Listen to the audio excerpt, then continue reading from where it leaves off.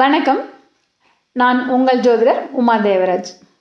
இன்றைக்கி நம்ம பார்க்க போகிறது நட்சத்திர வரிசையில் 7வது நட்சத்திரமான புனர்பூசம் நட்சத்திரத்தை பற்றி தாங்க.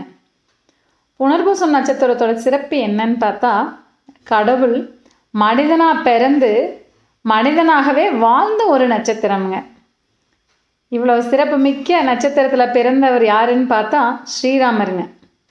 புனர்பூசத்தில் பிறந்தவங்க தனக்காக ஒரு கொள்கையை வச்சுருப்பாங்க. அந்த கொள்கைக்காகவே வாழ்வாங்க. அந்த கொள்கைக்காகவே உறவுகளோடு சண்டை போடுவாங்க. அந்த கொள்கையாலேயே உறவுகளோட சேரவும் முடியாமல் பிரியவும் முடியாமல் தவிப்பாங்க. புனர்பூசம் நட்சத்திரத்தோட பறவை எதுன்னு பார்த்தா அன்னப்பறவைங்க. அன்னப்பறவை எப்படி பாலையும் தண்ணியும் தனித்தனியாக பிரிக்குதோ, அதே மாதிரி புனர்பூசத்தில் பிறந்தவங்க நன்மை தீமையை பிரிக்கக்கூடிய தன்மையோடு இருப்பாங்க. பெரும்பாலும் புனர்பூசத்தில் பிறந்தவங்களோட குழந்தைங்க ஹாஸ்டலில் தங்கி படிப்பாங்க. அப்படி குழந்தைங்க ஹாஸ்டலுக்கு போகலைன்னா புனர்பூசத்தில் பிறந்த இந்த நபர்கள் குழந்தைய விட்டுட்டு வெளிநாட்டிலையோ வெளியூர்லேயோ வேலை நிமித்தமாக போய் வாழ்ந்துட்டுருப்பாங்க. புனர்பூசத்தில் பிறந்தவங்களுக்கு விட்டு கொடுக்கக்கூடிய குணம் அதிகமாக இருக்குங்க. போராடி ஜெயிக்கக்கூடிய நபர்கள் யாருன்னு பார்த்தா இந்த புனர்பூசத்தில் பிறந்தவங்க தாங்க. புனர்பூசத்தில் பிறந்தவங்களுக்கு வாழ்க்கை துணை மேலே அதிக பாசம் இருக்குங்க.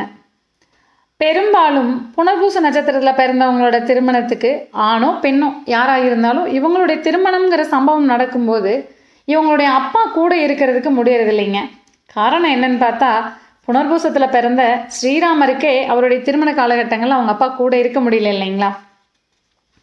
இந்த சாப்பிட்டதுக்கப்புறமா வாழைப்பழம் சாப்பிட்ற பழக்கம் புனர்பூசத்தில் பிறந்தவங்களுக்கு இருக்குங்க. கூட பிறந்தவங்கள கை தூக்கி விடக்கூடியவர்கள் யாருன்னு பார்த்தா புனர்பூசமில் பிறந்தவங்க தாங்க. புனர்பூசத்தில் பிறந்த ஆணாக இருந்தால் மனைவியை விட்டு பிரிஞ்சிருக்கிற சூழ்நிலை கொஞ்ச காலமாவது இருக்குங்க. புனர்பூசத்தில் பிறந்த பெண்ணாக இருந்தாலும் அவங்களுக்கும் கணவனை விட்டு கொஞ்ச காலமாவது ஏதாவது ஒரு காரணத்தால் பிரிஞ்சிருக்கக்கூடிய சந்தர்ப்பம் அமையுங்க. புனர்பூச நாளில் என்னென்ன காரியம் செய்யலாங்க? தாய்மாமாவோட ஏதாவது சங்கடம் வந்திருந்ததுன்னா போய் சமாதானம் பேசலாங்க. சீக்கிரமாக சமாதானம் ஆயிடுவார். ஏற்கனவே செஞ்சுட்டு இருந்த ஒரு பழைய தொழில் அதை திரும்ப ஆரம்பிக்கணும் அப்படின்னு நினச்சா தாராளமாக புனர்பூசம் நட்சத்திரம் வர அன்னைக்கு ஆரம்பிக்கலாங்க. தொழில் சிறந்து வரும்.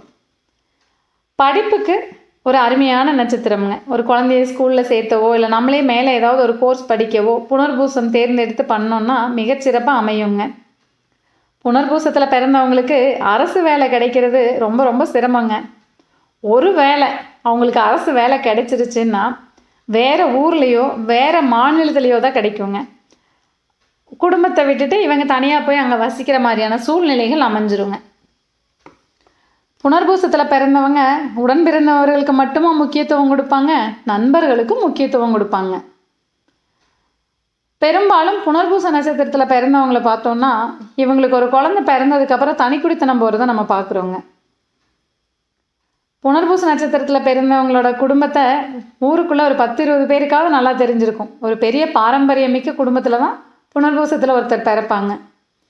இவங்களுடைய பழக்கம் எப்படின்னு கேட்டிங்கன்னா, உணவில் புளிப்பும் இனிப்பும் சேர்த்து சாப்பிட்ற பழக்கம் இருக்குங்க. புனர்பூசத்தில் பிறந்தவங்க கூட பிறந்தவங்கள எப்பவும் கூடவே வச்சுக்கிறதுக்கு விரும்புவாங்க. ராமன் லக்ஷ்மணனோடு இருந்தார் இல்லைங்களா, அது மாதிரிங்க. இவங்களுக்கு வழிபாட்டில் வனதேவதை ஒன்று இருக்குங்க. அதாவது காட்டுக்குள்ளாரே இருக்கிற ஒரு கடவுளை வழிபடக்கூடிய பழக்கம் இவங்களுக்கு இருக்குங்க.